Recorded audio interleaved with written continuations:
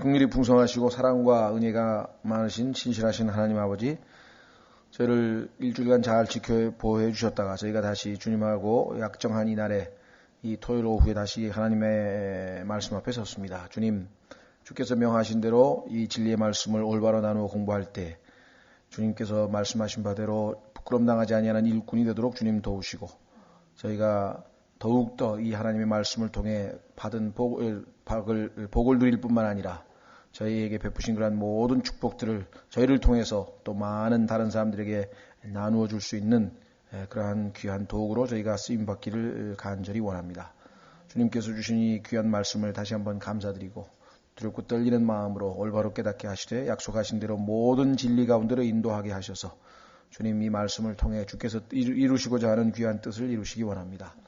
부족한 자에게 맡기신 말씀의 사역인 줄 알고 주님의 도움을 요청합니다. 주님께서 도우셔서 이 말씀의 사역을 합당하게 올바르게 잘 할 수 있도록 도우시고 주의 자녀들에게 합당한 꼴을 먹이셔서 영적으로 건강하고 또 올바르게 잘 성숙하고 성장해서 하나님을 기쁘시게 하는 귀한 자녀들 되게 하시고 아름다운 열매를 맺는 귀한 자녀들 될 수 있도록 도우시기를 이 시간 주 앞에 간절히 간구드립니다. 이런저런 사정으로 인해서 참석지 못한 모든 지체들을 지켜 보호해 주시고 그들의 마음이 늘 주님과 주님의 말씀과 주님의 사랑하는 형제자매들이 모여있는 이 거룩한 집회에 와 있을 수 있도록 도우시기를 간절히 간구드리고 이 시간을 통해서 홀로 영광과 기쁨 얻으시고 우리 모두에게 큰 축복과 유익으로 역사해 주시기를 간구하며 모든 말씀을 우리 주 예수 그리스도 이름으로 기도하옵나이다. 아멘. 예, 오늘은 고린도전서 11장입니다. 고린도전서 10장에서 우리는 아주 상당히 많은 내용들을 깊이 있게 많이 다뤘었죠. 구약 성경을 통해서 하나님께서 보여주신 여러 가지 예표들을 쭉 살펴보았었고요. 시험에 관한 말씀도 살펴봤고 그 다음에 교제, 주님의 상에서 함께하는 교제에 대한 말씀도 나눠봤고 그 다음에 우리가 자유를 마음껏 향유하고 누리되 그것은 반드시 책임이 수반되어야 되는 자유라고 말씀을 드렸었습니다. 그래서 31절에 10장 31절 그런즉 너희가 먹든지 마시든지 무엇을 하든지 다 하나님의 영광을 위하여 하라. 우리의 무슨 일을 하든지 그 마음속에 숨겨진 내적인 동기가 이것은 나의 유익을, 나의 자랑을, 나에게 뭔가 도움이 되기 때문에가 아니라 하나님의 영광을 위해서 하는 것이라고 한다면 그 무엇이든지 우리가 할 수 있다는 것이죠. 그러한 기본 내적인 동기가 중요한 거다. 하나님께서 외형적으로 이루어는 일보다도 그 마음속에 무슨 생각으로 무슨 마음을 품고 했느냐가 중요하다고 말씀을 했었고요. 그 다음에 유대인에게나 이방인들에게나 하나님의 교회에게나 어떤 실족거리도 주지 말되 다른 사람의 믿음을 세워줘야지 믿음을 무너뜨려서는 안 된다고 했고 가장 중요한 성경의 나눔, 하나님께서는 빛과 어둠을 나누기 시작하면서부터 옳고 그름, 선과 악, 남자와 여자 이렇게 해서 계속해서 올바르게 나누어서 하나님 말씀을 진리의 말씀을 공부하라고 했는데 그 나눔의 가장 중요한 나눔 중에 하나가 이 땅에 하나님께서 유대인과 이방인과 하나님의 교회, 구원받지 못한 사람은 이방인과 유대인으로 나누어지고 하나님의 교회는 그 안에는 이방인이든 유대인이든 남자든 여자든 자유인이든 종이든 구분 없이 영적으로는 다 동일하게 하나님의 자녀라고 말씀을 드렸었습니다. 자, 그래서 33절에 곧 많은 사람이 구원을 받도록 내가 내 자신의 유익을 구하지 아니하고 그들의 유익을 구하면서 모든 일에서 모든 사람을 기쁘게 하는 것 같이 하라. 그런데 이것은 바로 예수 그리스도께서 행하신 일이고 그래서 내가 예수 그리스도를 따르는 자인 것처럼 너희도 나를 따르라는 얘기가 11장 1절에 나와 있습니다. 내가 그리스도를 따르는 자가 된 것 같이 너희도 나를 따르는 자가 되라. 이게 자기가 진정으로 주님을 따르지 않는다면 이렇게 쓸 수 없는 일이고 더더군다나 하나님께서 이것이 하나님의 말씀임을 성경에다 기록하게 하셨다는 것. 그리하지 아니하였더라면 바울이 감히 자기의 어떤 그 신앙이 좋다는 것을 과시하기 위해서 사람들에게 이와 같은 글을 썼을 리는 없겠죠. 당연히 하나님께서 중요한 것입니다. 우리가 때로는 아니 그리스도를 따라야지 왜 사람을 따르느냐 그러는데요. 보이지 아니하는 사람을 따르지 않고 어떻게 그리스도를 따릅니까? 그리스도를 따르는 사람을 따르면 그리스도를 따르는 거죠.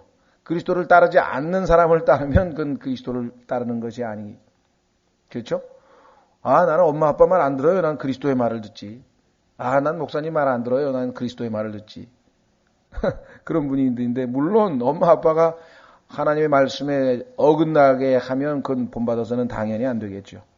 목회자도 마찬가지고 하나님 말씀에 어긋나는 일을 하면 그건 따르면 안 되겠지만 바울이 얘기한 것처럼 내가 그리스도를 따르는 자가 된 것 같이 너희가 보기에 내가 그리스도를 따르는 것이 확실하다면 너희도 나를 따르는 자가 되라 이렇게 얘기를 했죠. 실제적으로 로마서 15장에 보면은 예수 그리스도께서도 본을 보이셨습니다. 로마서 15장으로 한번 가보겠습니다. 로마서 15장.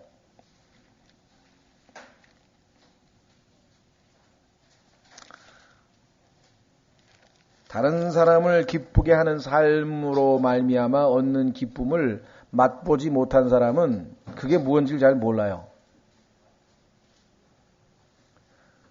정신병원에 가면은 75%의 사람이 평생 동안 다른 사람에 대해서는 생각을 거의 안 하고 맨 자기 생각에 몰두해 있던 사람들이 정신병원에 온다. 희한하죠? 자기 자식, 자기 가정, 자기 것에 몰두해 있었던 사람, 다른 사람에 대해서 신경을 끄고 살았던 사람들이 사실은 정신병원에 제일 많이 와 있다는 사실은 하나님께서 우리를 다른 사람을 위해서 살도록 지어놨는데 왜냐? 예수 그리스도, 참 인간이신 예수 그리스도가 그리 사셨기 때문에 그렇죠. 자, 확인해 보겠습니다. 로마서 15장 1절, 로마서 15장 1절. 그런즉 우리 강한 자들은 마땅히 약한 자들의 연약함을 담당하고 우리 자신을 기쁘게 하지 말아야 하리라.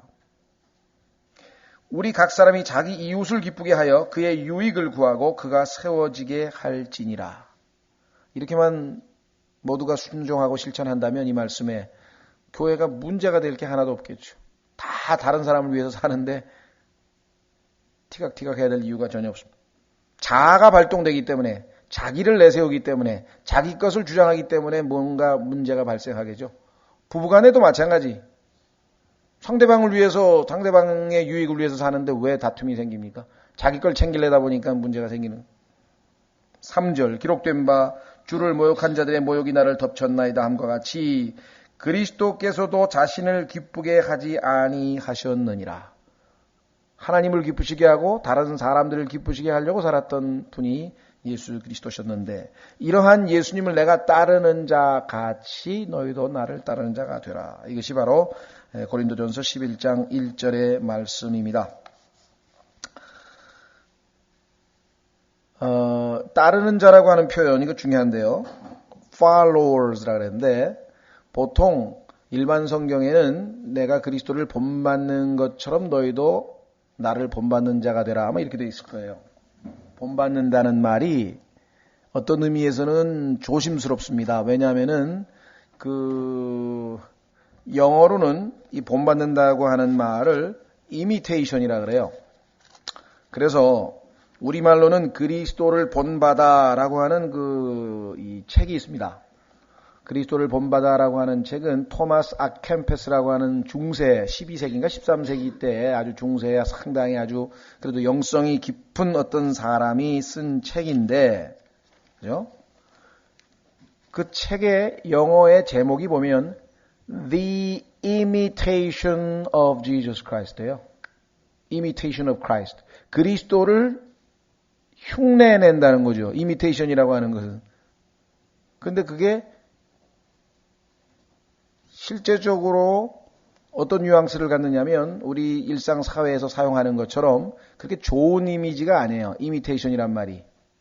똑같이 따라 해본다는 것, 그 사람이 너무나 훌륭하기 때문에 그 사람하고 똑같이 따라서 하는 것이 나쁠 건 없지만 어떤 면에서 보자면 흉내내는 것에 불과하기 때문에 실질적으로는 그 사람에 대한 진정한 존경이나 이게 아니죠. 흉내만 내는 거잖아요. 제일 이 이미테이션이 부정적으로 쓰이는 게 뭐냐면 이 자매님들 그 보석에 대한 것. imitation jewel. 그죠? 진짜 말고 왜 이미테이션이 있잖아요. 진주는 아닌데 진주처럼 보이는 거. 그리스도는 아닌데 그리스도처럼 보이면 이것 심각한 얘기입니다. 그게 바로 antichrist, 적 그리스도가 하는 짓이에요. 적 그리스도는 예수 그리스도를 따르진 않아요. 그런데 흉내는 낸다 이 말이에요. 이것 참 그렇기 때문에 저 사람 정말 예수 그리스도를 따르는 거야. 흉내내고 있는 거야. 이게 아주 얼핏 보면 비슷비슷하기 때문에 잘 구분이 쉽지가 않아요. 속마음을 우리는 모르잖아. 하나님은 그러나 따르는 자인지 흉내만 내는 자인지 알 수 있단 말이죠. 그래서 이 본받는 자라고 하는 말이 영어로 치면 imitation of Christ 하면 우리는 그리스도를 imitation 하는 사람 아닙니다. 우리는 follow, 따르는 자. 그분이 간 길을 그분이 우리 안에 계시니까 똑같이 따르는 거죠. 똑같이 가는 거예요. 이 뉘앙스 차이를 여러분 잘 모르시면 그리스도를 본받아 멋진 말인 것처럼 생각되는데 영어로 보니까 imitation of Christ. 나는 imitation 하는 사람 아니에요. 난 예수님을 따르는 사람이지. 그래서 그 말도 여러분들이 좀 기억을 해 두시면 좋겠고요. 자,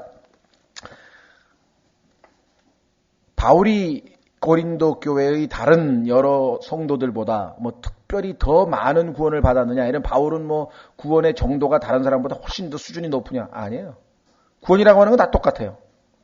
누구에게나 똑같이 구원받았고 똑같이 하나님의 자녀가 됐고 똑같이 성령이 임해 있고 그렇죠. 신분상 차이가 없어요. 그럼에도 불구하고 하나님께서는 교회를 질서 있게 운행하기 위해서는 교회에다가 리더, 이끄는 자와 따라가는 자를 함께 두셨다고 하는 것이에요. 이것은 하나님의 질서에 관한 일이지 누가 우월하고 열등하고의 문제가 아니라는 거예요. 이걸 잘 여러분들이 이해하셔야 됩니다. 그렇죠?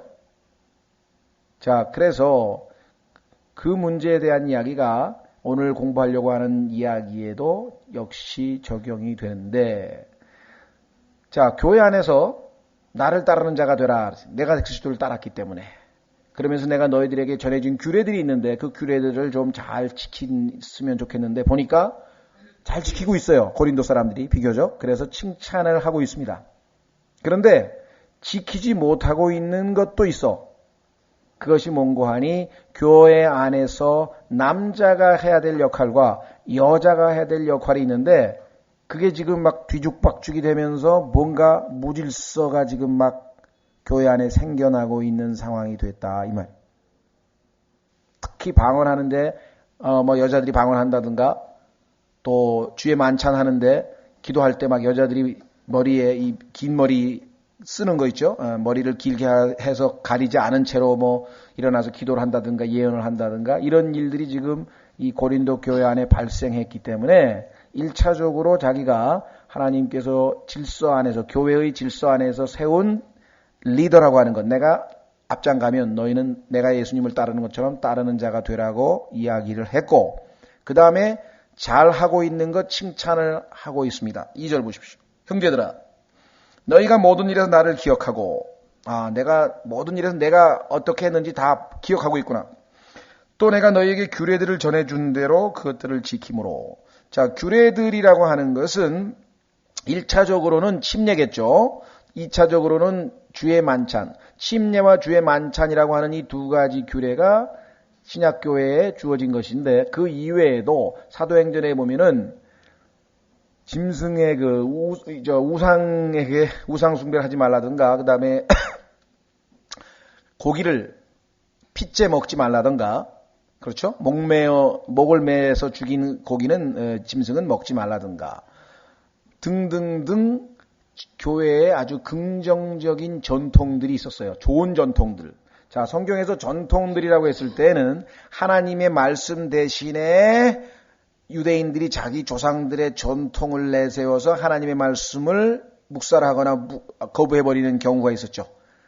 그것에 대해서는 하나님께서 아주 단호하게 잘못된 것으로 야단을 치셨는데 그러나 교회 안에서 건전한 전통들도 있어요. 그러니까 전통이라고 하는 것이 다 나쁘다는 건 아니죠. 한번 확인해 보겠습니다. 그래서 그 전통들까지 포함해서 바울이 준 여러 가지 규례들을 지금 잘 지키고 있다고 일단 칭찬을 했습니다. 확인해 보죠. 데살로니가 후서에 보면은 교회 안에서 누가 봐도 좋은 전통이 있습니다. 그걸 잘 지키고 있었어요. 데살로니가 후서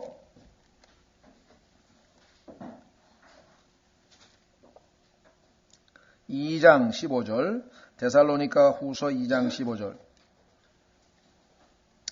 그러므로 형제들아 굳게 서서 말로나 우리의 서신으로 너희가 가르침을 받은 전통들을 붙들라. 그러니까 전통이 성경에서 무조건 나쁜 뜻으로 쓰이는 게 아닙니다. 어떤 분들은 그냥 그 전통 그거 다 없애고 하나님 오직 말씀 그러는데 그 말은 맞는 말이에요. 왜냐하면 성경에서 전통이라는 말이 대부분 부정적으로 쓰여요. 나쁘게 쓰여요.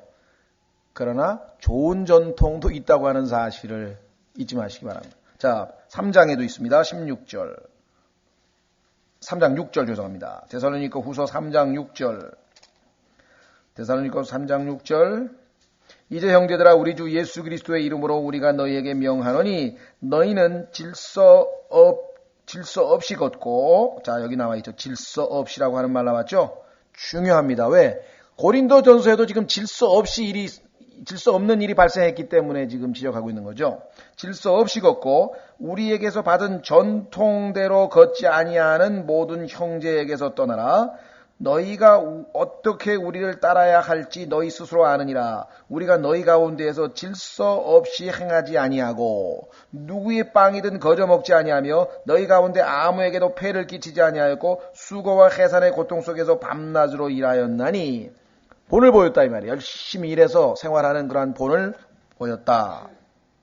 자 여기 보면은 질서 없이 하고 전통대로 하고 연관이 되어 있죠. 자 고린도전서 14장 40절로 가겠습니다.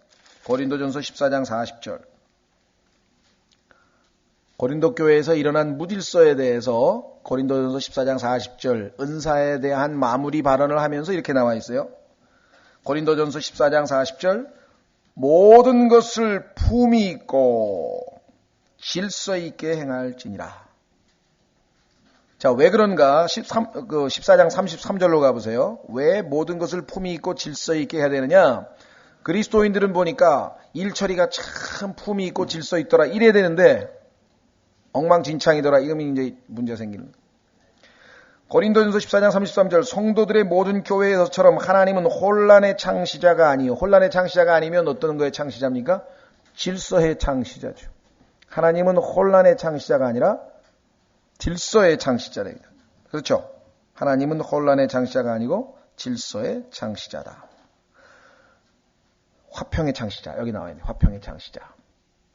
그리고 당연히 질서의 창시자겠죠? 자, 그래서 다시 고린도전서 11장 2절입니다. 형제들아 너희가 모든 일에서 나를 기억하고 또 내가 너희에게 규례들을 전해준 대로 그것들을 지킴으로 이제 내가 너희를 칭찬하노라. 그렇습니다. 우선은 칭찬을 잘 해줬죠. 예. 성경에 보면은 바울이 여러 차례 자기가 본이 됐어요. 자, 한번 확인해 보겠습니다. 디모데전서. 바울이 하나님께서 패턴으로 삼으신 적이 여러 번 있는데 오늘도 지금 주님을 따르는 데 있어서 패턴이죠. 그런데 구원받을 때부터 바울은 하나님께서 이 패턴으로 사용하기 위해서 쓰셨다는 것을 확인해 볼 수가 있어요. 특별하게 하나님께서 택한 종이겠죠. 그렇죠? 자, 디모데전서 그 유명한 1장 15절. 디모데전서 1장 15절. 기록하기를 그리스도 예수님께서 죄인들을 구원하시려고 세상에 오셨다는 이 말은 신실한 말이요 온전히 받아들이기에 합당한 말이로다. 그 다음에 보십시오. 죄인들 중에 내가 우두머리니라. 16절. 그러나 먼저 내 안에서 예수 그리스도께서 모든 오래 참으심을 보이사 나 같은 죄인, 교회를 핍박하고 예수 그리스도 믿는 자들을 잡아다 감옥에 가두는 나 같은 죄인을 오래 참으사 이후에 자신을 믿어 영존하는 생명에 이르게 될 자들에게 본이 되게 하셨으니. 본이 됐다 그랬잖아요. 바울을 하나님께서 본으로 삼으셨는데 여기서는 지금 구원행과 관련지어서 본이 됐죠. 이런 까닭으로 내가 긍휼을 얻었느니라. 뿐만 아니라 바울은 또 주님을 따라가는 신앙생활에 있어서도 역시 본이 됐다. 그렇죠? 그래서 우리가 바울 하는 것은 결코 사람을 따르는 일이 아닙니다. 왜냐하면 바울이 그만큼 예수님을 따랐기 때문에, 본이 되기 때문에 우리가 바울 얘기를 하는 거지. 당신들 왜 예수 그리스도 얘기하는 바울 얘기만 하느냐. 혹시 그런 오해를 받으면 여러분들이 답변하실 때 여기 써 있지 않느냐. 하나님께서 바울을 따르는 것이 올바른 일이고 따라야 된다고 명령하고 계신 것을 보면 결코 바울에 대해서 우리가 바울을 본받는 것, 따르는 것은 사람을 따르는 그리스도를 멀리하는 것과는 상관이 없다라고 하는 것을 우리가 얘기할 수 있겠죠.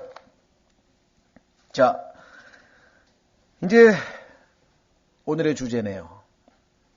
3절. 그러나 나는 너희가 알기를 원하노니. 이게 중요한 거다 이게. 꼭 알아야 된다 이게. 각 남자의 머리는 그리스도시요, 여자의 머리는 남자요, 그리스도의 머리는 하나님이시니라. 이것이 이 사회와 이 세상에 있어서 하나님께서 세워놓으신 질서예요. 이 질서, 이 하나님이 정해놓은 시스템인데 이 하나님이 세워놓은 질서대로 하지 않으면 사회도 망가지고 가정도 망가지고 학교도 망가지고 모든 게 다 망가져 버린다. 마치 우리가 좋은 기계를 하나 샀는데 그 기계를 만든 사람이 있을 거 아니겠습니까? 제조업자, 그 제조회사에서 매뉴얼을 주면서 어떻게 사용하라고 쭉 적어놨다. 그렇죠? 그리고 번호니까 A부터 A 버튼 뭘 누를 때, 작동할 때 A를 먼저 누른 다음에 그 다음에 B를 누르라고 했는데 A 안 누르고 B부터 바로 누르면 그 기계 망가뜨리는 거예요. 그렇잖아요. 그 지침을 어기면 다 망가뜨리는 거잖아요. 마찬가지다. 하나님께서 이 세상을 운행하시려면, 잘 통치하시려면 뭐가 돌아가야 되냐? 여기 나와 있는 것처럼 헤드십, 이 누군가가 리더가 있어야 돼요. 그죠?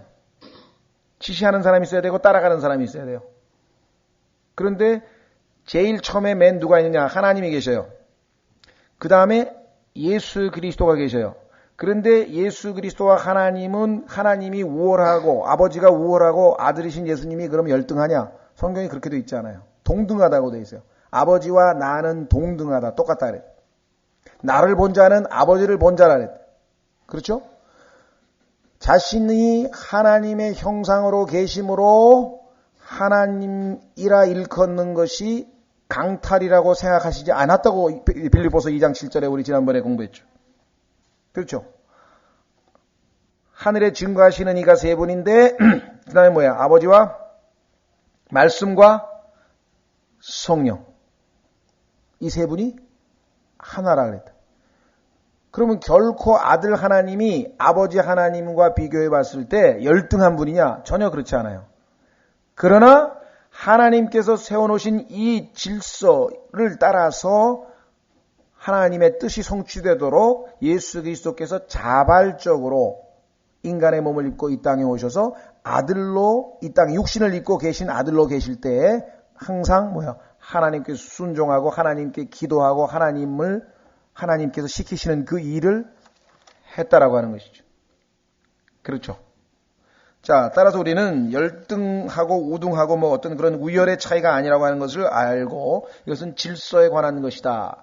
마찬가지 남자와 예수 그리스도, 성경에 보니까 예수 그리스도를 믿고 구원받은 남자들은 예수님과 똑같은 생명을 가지고 있어요.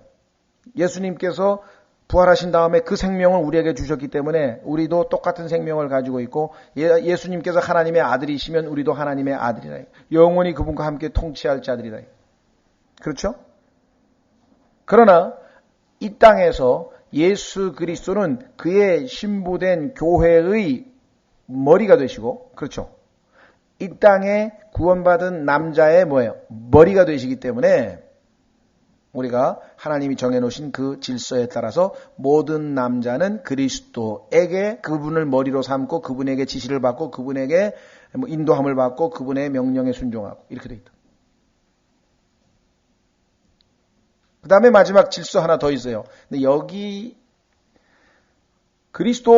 남자가 그리스도에게 순종하지 않는 것, 이것도 보통 큰 문제가 아닙니다. 보통 큰 문제가 아니죠.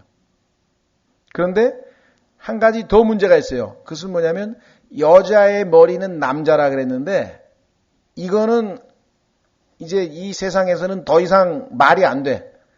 성경을 믿는다고 하는 그리스도인들조차도 읽으면서 웃으면서 픽픽거리면서 읽는 사람도 많아. 이게 무슨 옛날 구시대적 발상이냐 이거. 그렇죠? 남자도 그렇고 여자도 그렇고 자매님들 중에서 이 말씀을 아주 심각하게, 이건 하나님의 말씀이고 하나님의 질서이기 때문에 이 말씀대로 안 하면 나는 하나님으로부터 축복을 받을 수 없다.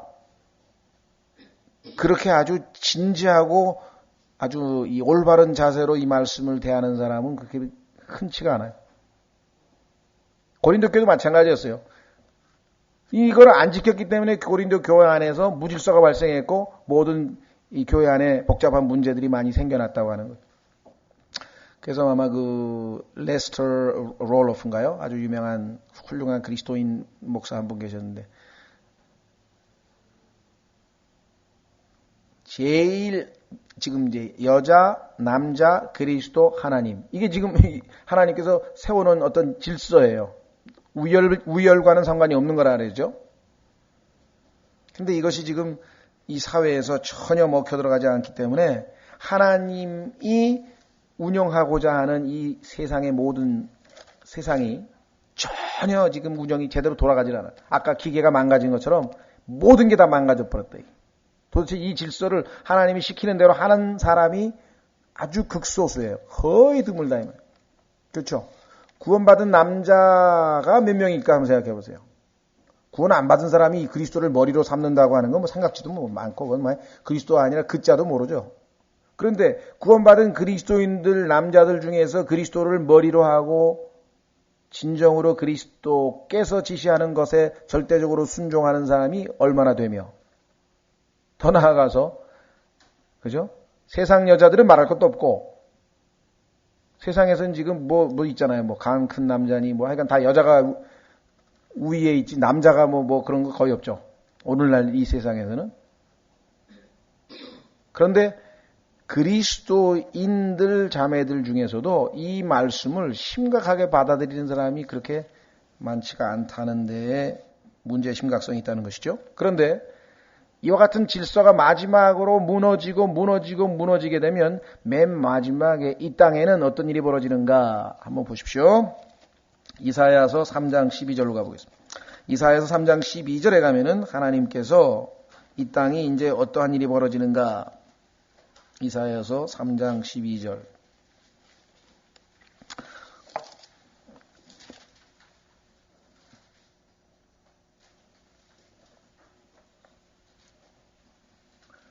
자, 이사야 3장 12절에 하나님께서 자신의 백성이 타락을 했는데 그 타락한 원인을 규명하면서 내 백성으로 말하건대, 하나님의 백성이 지금 이제 엉망이 됐어요. 망가졌어요. 아이들이 그들을 학대하며, 여러분들 아이들이 지금 이 땅에서 나이 드신 분들 학대하는 것 요즘 얘기 많이 들으시죠? 노인들이 옛날처럼 무슨 한 20, 30년 전만 해도 이 할아버지들이 발언권이 있었잖아요. 할아버지, 할머니. 이제 없어요. 다, 아예, 자식들도 그냥 아예 이제 안 돌보는 사람도 많고, 혼자서 그냥 집에서 그냥 있다가 굶어 죽는 분도 계시고, 저 아는 분도 아무에게도 연락 안 하고 집에서 혼자 계속 그 술만 드시고 굶고 아무것도 안 먹고, 그 결국 굶어서 죽으셨어요. 그것도 죽으신 지 일주일도 넘어가지고 연락이 없어가지고 자식이 그제서야 찾아가 보니까 이미 돌아가요. 뭐 그런 일들이 지금 아이들이 학대한. 그 다음에 여자들이 그들을 다스리는도다. 하나님께서는 남자가 여자를 다스리도록 세상의 질서를 만들어 놨는데 이게 완전히 정반대의 일이 벌어졌어요. 걱정됩니다, 지금. 우리나라도 잘못하면 여자 대통령 나올지 잘 모르겠지만 미국도 지금 그런 얘기가 오고 가고 있고 전 세계에 지금 독일같이 우리가 볼 때는 참 이성적이고 합리적인 사람들 같은데 어떻게 여자 총리가 나왔는지. 우리나라도 지금 여자 총리가 있긴 있지만요. 그러니까 우리가 남자 여자를 따져서 우월을 따지고 비하를 하고 이게 차원이 틀린 거예요. 우리는 오직 하나님의 말씀대로 안 하면 모든 게 다 망가진다는 것. 하나님의 축복이 임할 수 없다는 것을 우리는 하나님의 말씀을 존중하기 때문에 지금 우리 이 공부를 하고 있는 거지. 세상이 뭐 우리를 보고 아니 당신들 지금 시대가 어느 시대인데 뭐 이런 걸 다 공부하냐고. 이 세상이 이 모양이 된 게 원인이 하나님의 말씀이 다 무너졌기 때문에 그렇다. 예? 자, 그래서 우리는 다시 고린도전서 11장 3절로 다시 옵니다. 자, 보십시오. 그러나 나는 너희가 알기를 원하노니 각 남자의 머리는 그리스도시요 여자의 머리는 남자요 그리스도의 머리는 하나님이시니라. 머리를 덮은 채 기도하거나 대언하는 남자는 다 자기 머리를 욕되게 하거니와. 자, 지금 남자의 머리가 누구예요? 그리스도 아니에요. 그럼 그리스도는 영광을 받으셔야지 지금. 드러나야지. 이거 덮으면 안 되잖아요. 그 남자가 모자를 쓰거나 아니면 유대인 아시죠? 유대인들 여기 동그란 빵 모자 같은 거 쓰고 계신 거 보셨어요? 하나님 말씀을 얼마나 거꾸로 하고 있는지 딱 쓰고 있죠. 그래서 남자가 집회에서 교회에서 기도하고 말씀 전하고 할 때 이런 위에다가 머리를 가려버리면 예수 그리스도를 가리는 게 된단 말이에요. 근데 남자는 여기 보니까 하나님의 형상이요 영광이라 그래요. 하나님의 영광을 가려버리면 어떻게 해요? 그러니까 남자는 머리에다 쓰면 안 된다는 것이죠. 자, 그래서 머리를 덮은 채 기도하거나 대언하는 남자는 다 자기 머리를 욕되게 하거니와. 그런데 아마 당시에 이런 풍습들이 이방 종교인들 가운데 있었던 것 같아요. 그래서 그걸 흉내내느라고 아마 그런 일들이 있었는지 모르겠어요. 그러니까 아마 이런 얘기가 나왔겠죠. 그 다음에 머리를 덮지 않고 기도하거나 대언하는 여자는 다 자기 머리를 욕되게 하나니. 왜 여자는 덮어야 됩니까? 자, 어디에 나오냐면요. 여자는 남자의 영광이기 때문에 그래요. 거기 보세요. 계속 또 읽습니다. 그것은 그녀가 머리를 민 것과 전적으로 같으니라. 6절 만일 여자가 머리를 덮지 않거든 또한 깎을 것이로되 만일 깎거나 미는 것이 여자들 중이 있잖아요. 비구니들 보면 빡빡 깎잖아요. 여자에게 수치가 되거든 덮을지니라. 그 이유가 7절에 나와 있어요. 남자는 하나님의 형상이요 영광인즉 그래서 드러나야 돼. 참으로 자기 머리를 덮지 않는 것이 마땅하거니와 여자는 남자의 영광이니라. 자, 우리는 아까 10장 31절에서 뭐라 그랬습니까? 그런즉 너희가 먹든지 마시든지 무엇을 하든지 다 하나님의 영광을 위하여 하라. 그러니까 하나님의 영광을 상징하는 남자의 머리는 바깥으로 드러나서 사람들에게 보여줘야 된단 말이에요. 그런데 남자의 영광을 나타내는 여자의 머리는 덮어줘야 돼요. 왜? 하나님의 영광하고 인간의 영광하고 어떤 게 드러나야 돼요? 당연히 하나님의 영광이 나타나야 돼. 근데 여자는 남자의 영광이니까 남자하고 하나님하고 누구 영광이 나타나야 돼? 하나님의 영광이 나타나야 돼. 그렇기 때문에 여자는 항상 머리를 덮어야 된다. 자, 그 머리를 덮도록 하기 위해서 하나님께서 주신 것이 뭐냐? 여자의 긴 머리라 말이에요. 긴 머리. 자, 보겠습니다. 8절 남자가 여자에게서 나지 아니하고 여자가 남자에게서 났으며 창세기 공부한 사람 다 아시겠죠? 수수께끼 중에 닭이 먼저냐 달걀이 먼저냐. 그거보다 쉬운 게 어디 있어요? 닭이 먼저지. 성경을 아는 사람은 그건 문제도 아니야. 그거는 그렇잖아요. 하나님이 닭을 먼저 만들었지. 너무 쉬운 걸 가지고 고민을 하고 있어요. 남자하고 여자하고 남자가 먼저지. 하나님이 남자를 만들고 그 다음에 여자 만든 건 성경에 써 있잖아요. 그런데 원래 성경에 보면은 그러면 그렇게 어떤 시간적 차이가 있었느냐? 우리가 볼 때는 그래요. 그러나 하나님의 마음속에는 둘 다예요. 창세기 1장 26절에 보면 하나님께서 사람을 창조하시되 뭐라고 되냐면 자기 형상대로 창조하시고 그들에게 사람을 창조했다 그랬는데 복수로 나와요. 처음부터 하나님께서 남성, 여성으로 남자 안에 두었어. 그렇기 때문에 남자 안에 여성적인 요소가 있어요. 남자에게 있는 그 보신 피질 호르몬이라는 게 있는데 남자는 남성 호르몬이 분비돼서 남자답게 이렇게 수염도 나고 이렇게 남성의 특징을 지니고 여자는 여성 호르몬이 분비되기 때문에 여성처럼 외모가 나타나는데 이 술을 너무 많이 먹으면 그 부분이 고장이 나요. 그러면은 남자인데 여성화돼. 특징이 뭐냐? 이게 남자인데 가슴이 점점 이렇게 좀 여성처럼 나오고 이게 병이죠. 그러니까 고장이 났으니. 그 다음에 피부가, 이게 술 많이 잡수시는 분은요, 피부가 여자처럼 고와요. 한번 보세요. 왜냐면 이게 지금 술로 인해서 망가진 거예요. 원래 남성의 특징들이 점점 사라져가는 거예요. 반대로 여자도 문제가 생기면 뭐 어깨가 이렇게 넓어진다든가 아니면 목소리가 좀 남성다워진다든가 이렇게 해서 그것도 이제 문제가 생긴 거죠. 호르몬에. 어쨌거나 하나님께서 처음에 창조했던 남자에는 남성, 여성이 다 들어가 있었어요. 그래서 거기서 여자를 갈비뼈에서 꺼내서 창조를 하셨죠. 그렇죠? 자, 그런데 여자를 어떻게 창조하셨어요? 어디서 창조하셨습니까? 누구 말 맞다나 남자의 이 머리뼈를 빼다가 창조하신 것도 아니고 발에 있는 발가락 뼈를 갖다가 끄집어내가지고 창조한 것도 아니죠. 가슴에 있는 그죠 갈비뼈를 뽑았다. 그렇기 때문에 하나님께서는 처음부터 남자 여자가 뭐예요? 동등한 거예요. 갈비뼈 옆이잖아요. 옆. 항상 옆에서 붙어가지고 조화를 이루면서 항상 함께 걷는 동역자로서 하나님께서 창조하신 거예요. 그렇죠? 더더군다나 가슴에서 뺐으니까 뭐예요? 사랑의 대상이죠. 사랑의 대상. 그렇죠? 자, 그래서 여기 보시면은 남자가 여자에게서 나지 아니하고 여자가 남자에게서 났으며 창세기 2장에 나와 있습니다. 1장에 나와 있습니다. 9절 남자가 여자를 위하여 창조되지 아니하고 여자가 남자를 위하여 창조되었나니. 하나님께서 남자를 돕는 배필로. 그러니까 둘 중에 하나예요. 여자로 태어난 사람은 둘 중에 하나야. 시집을 안 가서 자기가 싱글로 살겠다. 그렇게 결단하는 사람은 성경에 보니까 예수 그리스도만을 위해서 사는 거죠. 고린도전서 7장에 보니까. 왜? 남편 기쁘게 할 이유가 없잖아. 얼마나 효율적이냐 이거죠. 그런데 그렇게 살지는 못하겠다. 나는 결혼하고 싶다. 그런 사람은 결혼한 다음에 어떻게 해요? 그 다음에는 남편을 돕는 배필로 살 때 그것이 하나님의 뜻을 성취하는 일이다. 왜? 하나님께서 그 목적으로 만들어놨으니까. 시계는 손목에 차기 위해서 만들었잖아요. 그러죠?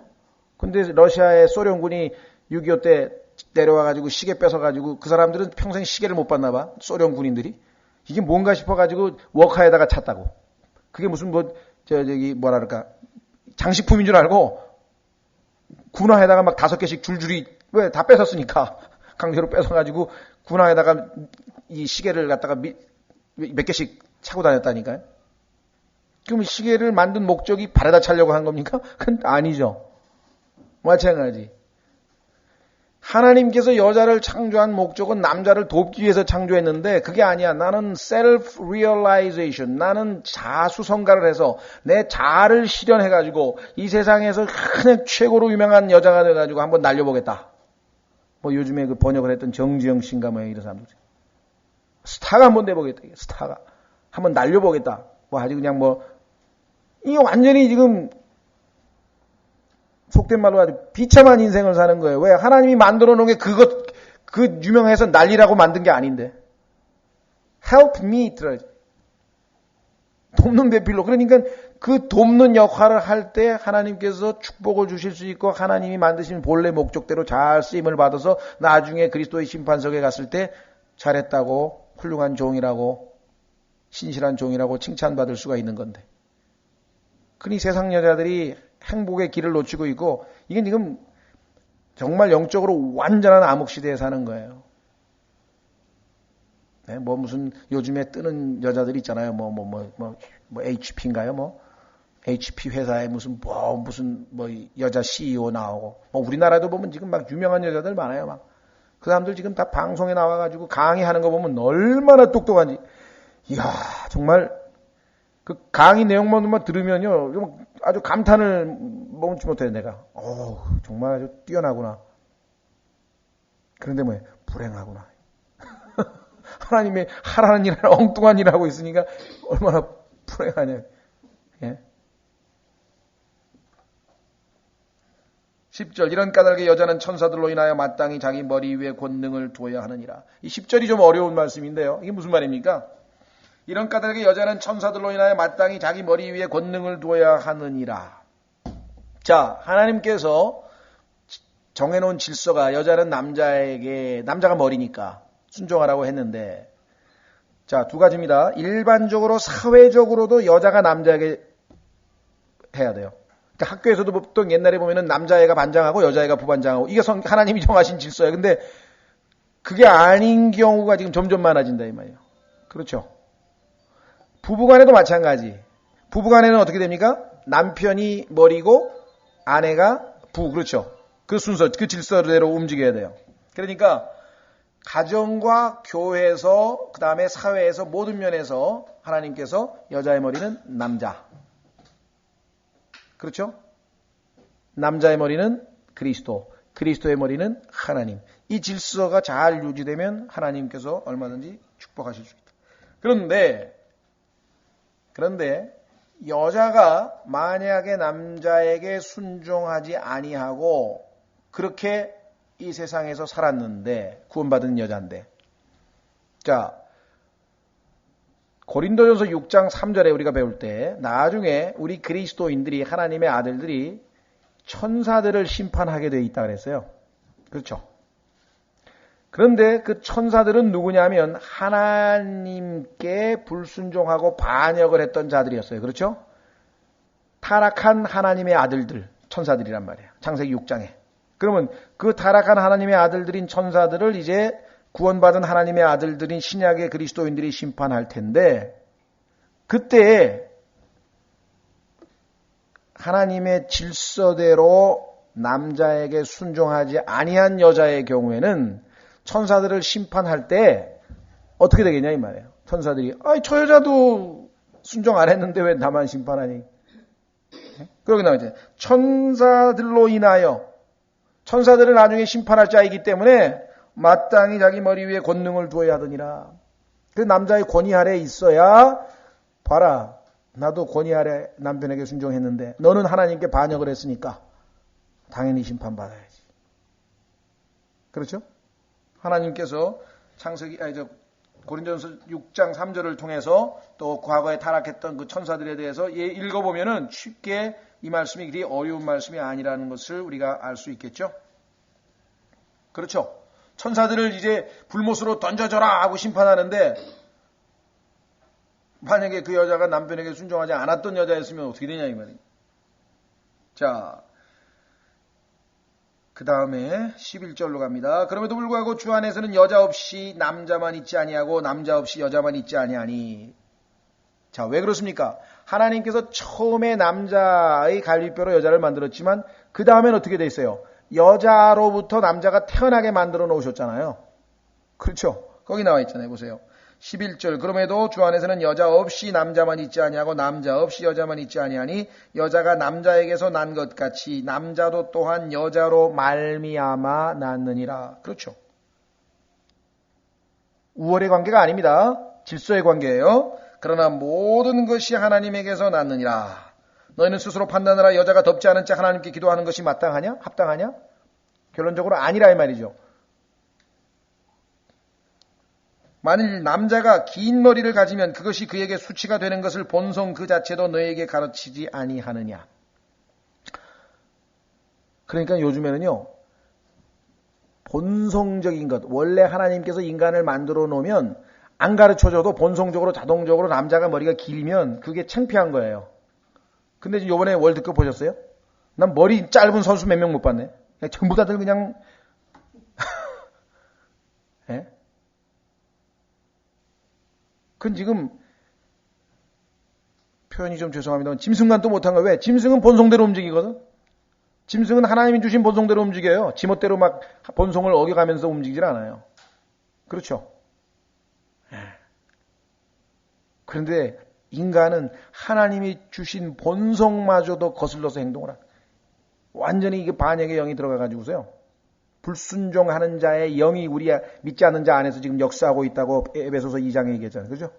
그렇지 않고서요. 어떻게 하나님께서 주신 인간에게 태어나면서 네이처라고 말이에요. 이게 본성이란 말이. 자연적으로 태어나면 누구에게나 다 있는 게 그 본성인데 그 본성적으로 남자가 머리가 길면 이게 창피스러운 건데 반대로 여자는 머리가 짧으면 창피스러운 건데 그걸 모르면 그건 뭔가 잘못된 거죠.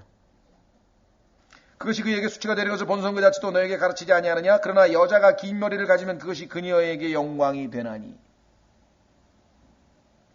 여자의 머리는 덮는 것으로 주어졌느니라. 그렇잖아요. 그래서 여자의 머리는 머리털, 헤어, 머리털은 머리를 덮는 것으로.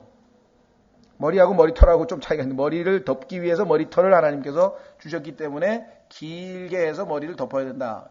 그러니까 어디까지 덮어야 되느냐 또 그것 따지는 사람이 있어요.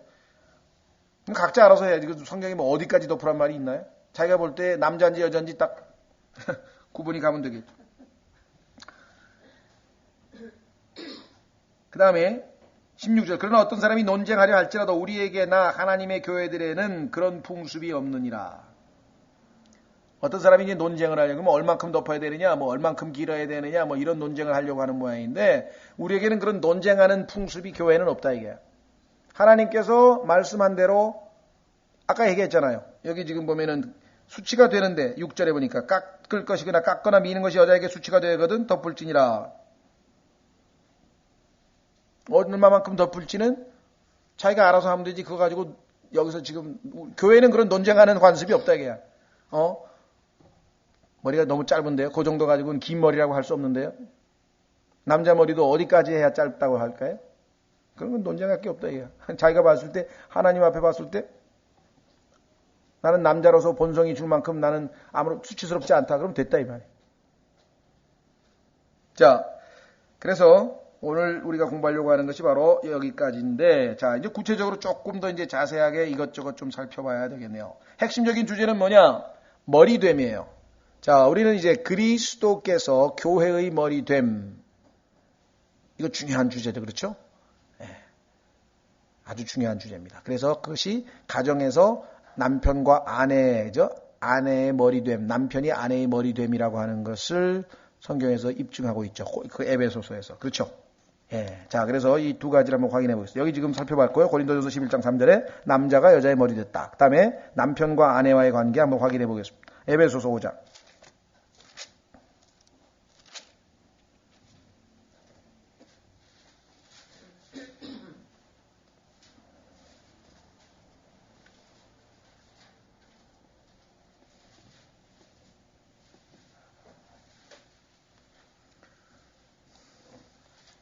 (22절) 에베소서 5장 22절.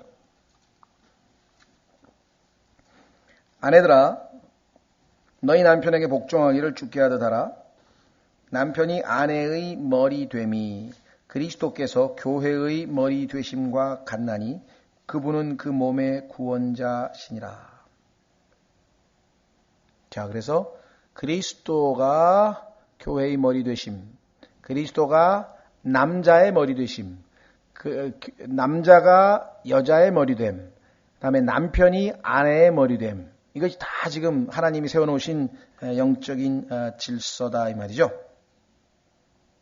자, 그러면 복종의 증거, 그러니까 그 하나님이 세워놓은 그 질서대로 내가 남편의 권위에 복종하고 있다. 또는 교회에서 남자에게, 여자들이 남자에게 권위하에 놓여 있다, 복종하고 있다고 하는 증거는 뭐냐? 아까 얘기했잖아요. 여자는 머리가 길면 그게 덮은 것이기 때문에. 그래서 하여간 요즘에 영화 배우들인가 보면 하여간 막 딱 여잔데 남자인지 여자인지 모르게 무슨 남자 머리 깎듯이 깎아가지고 나오는 사람이 있더라고요. 아이고. 그 본성이 뭐가 망가진 거예요, 그거는 지금. 그렇잖아요. 망가진 거 아니면은 그 양심이 뭐가 어떻게 된 거예요. 정상이 아니에요, 지금. 정상이 아니에요. 그러죠? 예. 그래서 여자가 복종의 상징을 제거할 때, 자, 여자들 만약에 요즘에 항암 치료하게 되면 머리 빠지고 막 그러잖아요. 그래서 어쩔 수 없이 이제 머리 이렇게 밀잖아요. 그렇죠? 아프신 분들 보면 여자들 다 머리 밀어가지고 이제 모자 써가지고 가리고 있잖아요. 그죠? 그때 막 즐겁게 머리 미는 여자 있을까요? 얼마나, 여자에게 긴 머리는 영광이라 그랬는데 그거를 밀어야 되니까 얼마나 괴롭겠어요. 그러니까 정말 주변에서 아주 민망하고 그래서 빨리 이 머리를 이렇게 덮어버리잖아요. 그죠? 네. 부끄러워야 되는데, 수치스러워야 되는데, 부끄러워하지 않는 상황이 벌어집니다. 언제냐? 마지막 때. 확인해 보겠습니다. 스바냐 3장 5절, 구약성경 스바냐 3장 5절.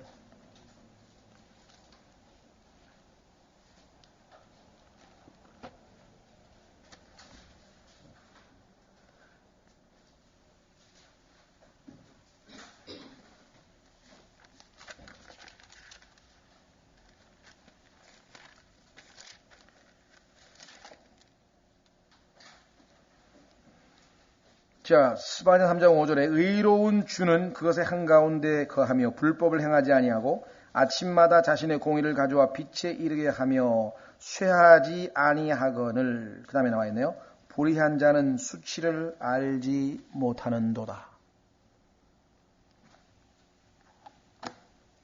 수치를 알지 못하는 거하고 불의한 거하고 연관이 되어 있습니다. 네? 자기가 아주 그냥 멋지게 아주 늘씬한 몸매와 다리를 가지고 있다고 하면 폼을 잡으면서 막 배꼽도 내놓고 막 온통 막 흔들흔들거리고 다니는지 모르지만 하나님께서는 불의한 자라. 왜? 수치를 모르는 자. 불의한 자래. 여러분들 죄 짓고 죄책감 없이 뻔뻔스럽게 살인하고 막 얼굴 그냥 이렇게 아주 막 자랑스럽게 내밀고 다니는 그런 사람들이 가끔 나오죠. 옛날에는 죄 지면 어떡합니까? 옷을 뒤집어가지고 얼굴을 가리잖아요, 다. 대부분 죄진 사람 이렇게 경찰에 끌려가는 거 보면 사진사들이 막 찍으려고 그러니까 막 잠바를 뒤집어 써가지고 얼굴 안 보이게 하려고. 왜? 창피하니까. 근데 전번에 무슨 몇 명을 살인한 그 사람은 그냥 모자 딱 쓰고 그냥 찍으라고 막 이러고 막 불의한 자는 수치를 모른다. 불의한 자는 수치를 모른다. 자, 그 다음에 교회 모임에서 여자들에게 공식적인 설교나 그 다음에 공식적인 그러한 이 사역에 있어서 침묵하도록 입을 다물고 있도록 조용하도록 그렇게 가르치고 있다. 그것이 남자의 권위하에 있다고 하는 증거가 되겠죠. 예를 들면 조심하십시오. 교회에서 여자들이 일체 그럼 입을 다물고 아무 말도 하지 말라느냐? 그렇지 않습니다. 여기 보면은 여자들이 기도도 할 수 있고 여기 보세요. 11장 5절 머리를 덮지 않고 기도하거나 대언하는 여자는 다 자기 머리를 욕되게 하나니. 그러면 머리를 덮고 기도하거나 대언이 가능하다는 얘기죠. 그렇죠. 자매님들 모여서 자매들 모임에서 얼마든지 같이 기도하죠. 또 하나님 말씀으로 대언하잖아요. 내가 이 말씀 읽었는데 이렇게 이해가 되고 할 수 있죠. 그렇죠. 예. 또 성경에 지난번에 디도서에서 봤지만 나이 든 자매들이 젊은 자매들을 가르치라 그랬잖아요. 하나님 말씀을. 그렇죠? 또 누구든지 하나님의 말씀을 복음을 전하라 그랬잖아요. 얼마든지 성경도 가르칠 수 있고 다 할 수 있어요. 다만 남자들과 함께 있는 이런 공식 집회에서 여자가 가르치는 것을 금하는 것은 지금 얘기한 것처럼 하나님이 정해놓은 질서에 해당되기 때문이지 그 여자가 성경을 몰라서가 아니에요. 성경 박사들 많아요. 지금도 요즘에 보면은 김양재 여자 목사 하나 막 뜨는 목사 있더라고요. 보통 똑똑한 게 아니에요. 황산성 보통 똑똑한 게 아니잖아요. 그죠? 대단한 사람들 많아요. 근데 하나님께서 주신 좋은 은사들을 하나님이 주신 방법대로 썼으면 얼마나 크게 칭찬을 받았겠어요. 근데 하나님이 정해놓은 룰을 어기고 최자실 목사님도 그렇고 모르겠어요. 하나님께서 얼마나 많은 사람들을 주님께로 인도도 하고 뭔가 했겠죠. 그건 제가 판단할 일은 아니고 왜 하나님께서 정해놓은 룰을 다 어겨가면서 하냐 이 말. 예? 나중에 어떻게 될지 모르겠죠. 자, 그래서 교회에서 여자들에게 일단 조용하게 하라고자 하는 그 이유는 뭐냐? 우선 속는 걸 방지하기 위해서 디모데전서 2장 9절 보십시오. 디모데전서 2장 9절.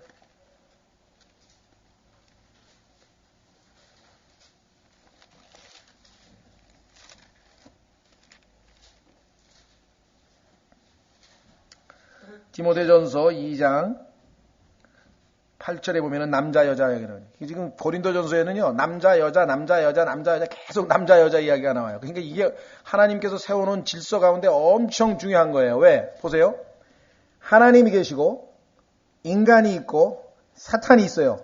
이 셋 관계에 이 온 우주의 문제가 다 결정이 되어버리는 거야. 그렇죠? 그런데 하나님도 인간이 필요해. 하나님의 뜻을 수행하시려면. 마귀도 하나님을 대적하려면 인간을 사용해야 돼. 그렇죠? 그렇죠? 그런데 그 인간이라고 하는 그 하나님과 마귀와 제3의 인류 역사의 주인공인 이 인간은 남자와 여자로 돼 있어요. 그렇죠? 그래서 이 남자와 여자와의 관계에서 하나님의 질서가 바로 설 수도 있고 무너질 수도 있고 이게 엄청난 거예요.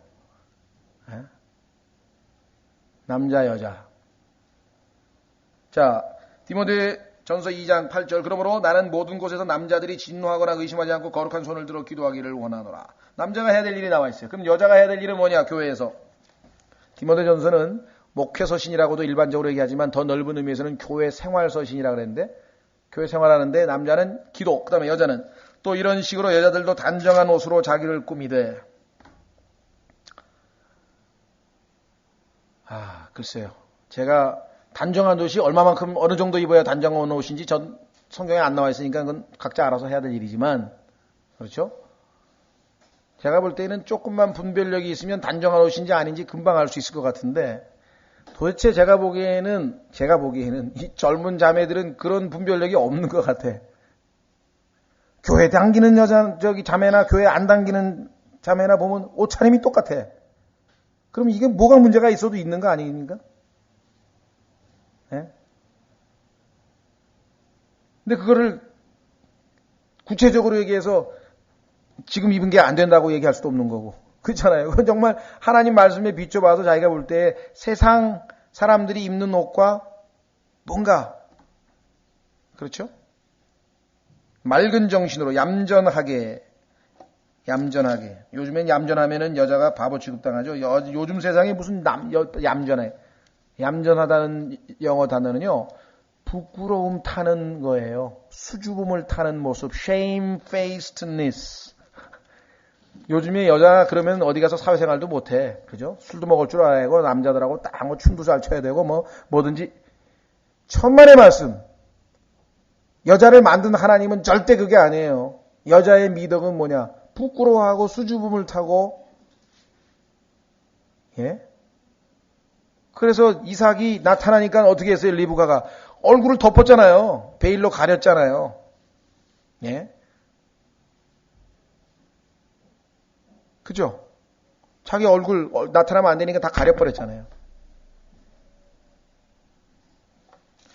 그 다음에 맑은 정신으로 하고 장식한 머리나 금이나 진주나 값비싼 옷으로 하지 말며 오직 하나님의 성품을 고백하는 여자들에게 합당한 선한 행위로 하기를 원하노라. 여자는 전적으로 복종하며 조용히 배울지니라. 왜 그런가 보세요. 오직 나는 여자가 가르치거나 남자에게 권위를 행사하는 것을 허락하지 아니하노니 다만 조용할지니라. 이유가 있어요.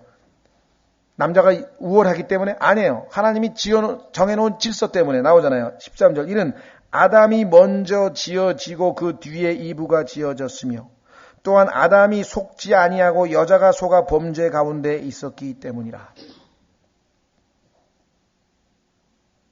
이브는요. 마귀에게 속아버렸어요. 그런데 아담은 속지 않고 어떻게 했어요? 하나님의 말씀을 불순종해버려서 따먹지 말라는 말씀을 알았지만 자기 아내가 지금 죽었기 때문에 아내를 위해서 목숨을 내던지기 위해서 죽은 거예요. 그건 불순종이야. 그래서 성경에 보면은 아담의 불순종 때문에 죄가 들어왔다 그러지 이브가 불순종해서 죄 들어왔다고 성경에 써 있습니까? 왜? 이브는 속은 거예요. 자발적으로 죄 진 게 아니라고 이게 뭣도 모르고 그냥 하다가 보니까 그런 여자들 얼마나 많아요. 그렇죠? 그냥 못된 놈 만났는데 전부 속아서 만난 거야. 대부분 보면 그렇죠. 자기가 아주 못된 놈 선택한 사람 봤어요? 여자? 아니에요. 속아가지고 다 그렇다 이게. 남자는 이거 먹으면 죄야. 알지만 어떻게 여자를 위해서는 내가 죽어야지. 이건 자발적으로 의지적으로 불순종한 거예요. 아담은 불순종. 그래서 아담의 죄 때문에, 한 사람의 죄 때문에, 한 남자의 죄 때문에 죄가 세상에 들어왔다고 로마서 5장에 얘기하는. 아담은 알고 죄를 진 거고 여자는 그냥 모르고 속아버린 거고. 여기 나와있죠. 그러니 교회에서도 잘못하면 여자를 통해서 속임수가 교회 안에 침투할 수가 있다는 거예요. 하나님께서 예방하기 위해서 14절 또한 아담이 속지 아니하고 여자가 속아 범죄 가운데 있었기 때문이라. 그럼에도 불구하고 그들이 맑은 정신으로 믿음과 사랑과 거룩함 가운데 거하면 그녀가 해산함으로 구원을 받으리라. 자, 그래서 속이지 못하게 하려 함이라고 얘기를 했었죠. 예. 자, 아까 우리 말씀드린 것처럼 남자의 머리됨에 대해서 우리가 한번 좀 살펴봤습니다. 좀 쉬었다가 계속해서 4절서부터 이제 조금 보완 설명을 하도록 하겠습니다.